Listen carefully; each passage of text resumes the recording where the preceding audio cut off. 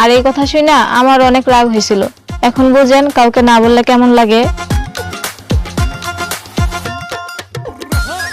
শোন রাজু, এই যে আমার অনেকদিন আগের একটি ইচ্ছে যে আমি তোকে গ্রামের একটা সুন্দরী মেয়ে দেখে বিয়ে করাবো, কিন্তু তুই তো কখনো গ্রামের মেয়েকে বিয়েই করতে চাসনি। যার জন্যে তো দাদির কথা বলে আমি তোকে গ্রামে নিয়ে আসছি, বিকজ আমার প্রতি একটা বিশ্বাস ছিল আমার ভাতিজি মানে পরীকে দেখার পরে তোর মতের পরিবর্তন অবশ্যই হবে।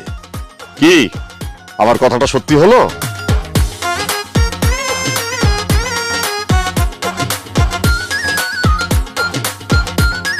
রাজু,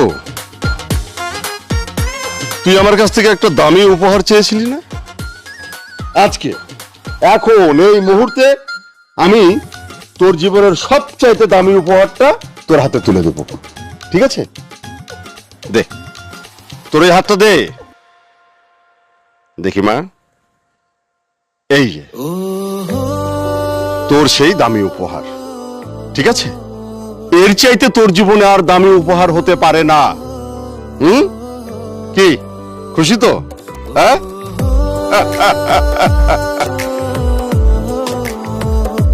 এখন তো আবার নতুন করে হলুদের আয়োজন করন লাগে, হলুদ করন লাগবো, বিয়ার বাজার করন লাগবো, মেলা কাম। এই চলো চলো চলো মলগে আহো আহো আহো।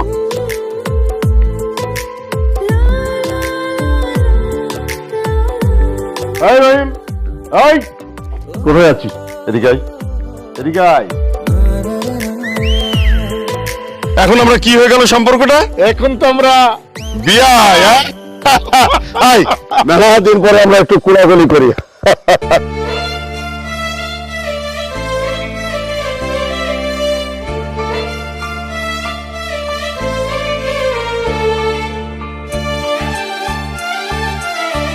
কি খুশি? তাহলে একটু ভালো করে হাসেন। শুধু খুশি না, অনেক খুশি। আজকে থেকে তুমি হবে আমার মনের রাজ্যের পরী। তোমার হাতটা একটু ধরি।